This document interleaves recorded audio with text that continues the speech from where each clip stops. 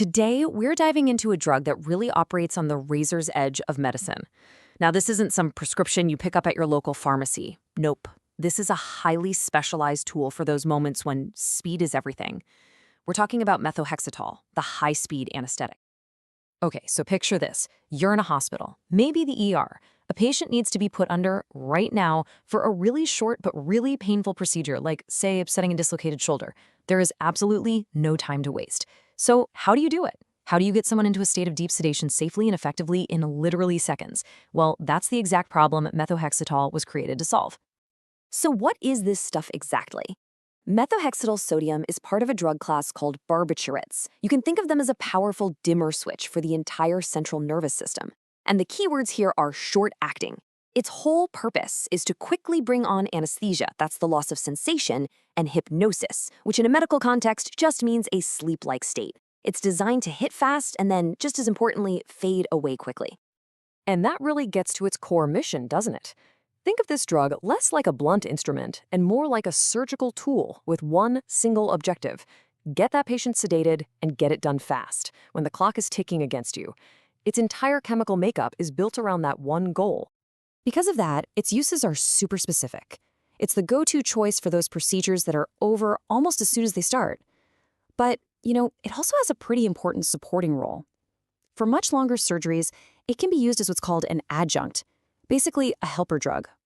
It gets the patient sedated in a flash before the longer-acting anesthetics take over to keep them under. Okay, but with this kind of power, you can bet there are some incredibly strict rules. You just can't be casual with a drug this potent. So let's get into the rules of engagement, which are all about administering it safely and then watching the patient like a hawk. Precision is everything here.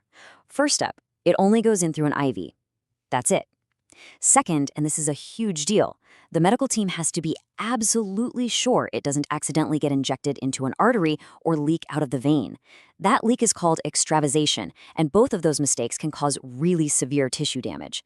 And from the second that drug enters the bloodstream, the patient is never, ever unmonitored. We're talking breathing, heart rate, blood pressure, the whole shebang.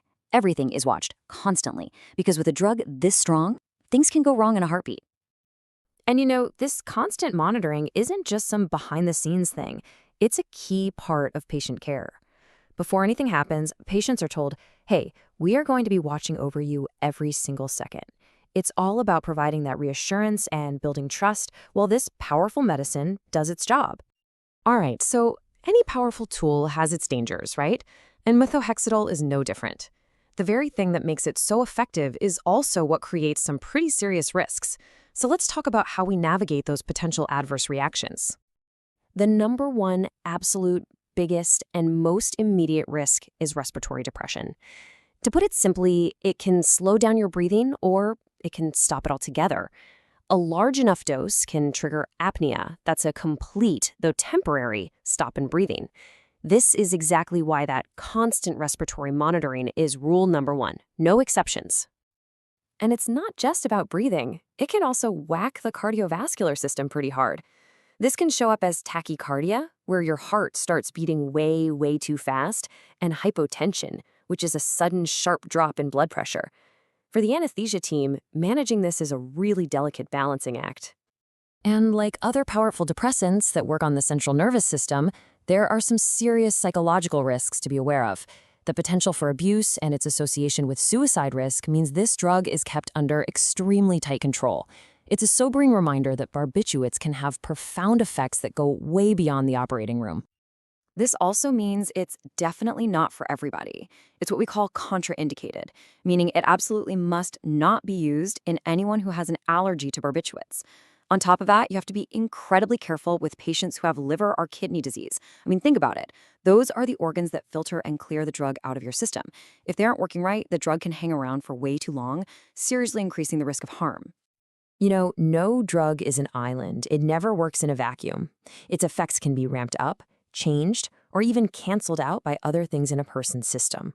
And with a drug as potent as methohexital, understanding these interactions isn't just a good idea, it can be a matter of life and death. So what's the most dangerous combo?